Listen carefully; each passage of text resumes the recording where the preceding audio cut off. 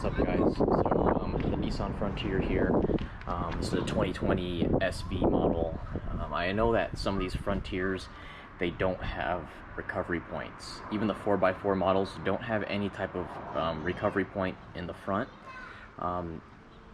It's only the Pro 4X models do. And the Pro 4X models only have that recovery hook right here on the left side. But what I've done is I've gone through Nisstec and I've ordered their mounting points.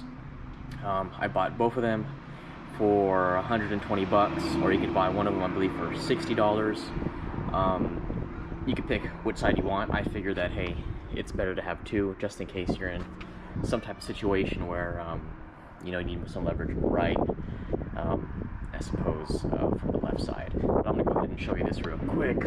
I've already had these shackles just laying around, but as you can see, their recovery point pretty solid, pretty good.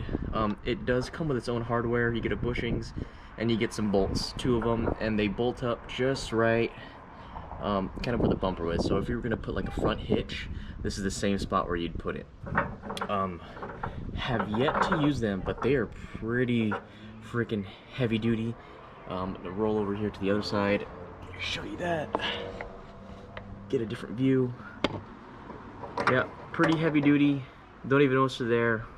I just keep the shackles on. Why not? Hey, it looks kind of cool. Almost kind of looks like a nose ring or something when you're from afar. But the one thing I did do here, as you can tell, is I took off this air dam. So you can see that makes it a little bit easier. And I think if you're actually going to use these recovery points, and if you were stuck somewhere, that air dam would end up getting bent. You can see how high that shackle would come up.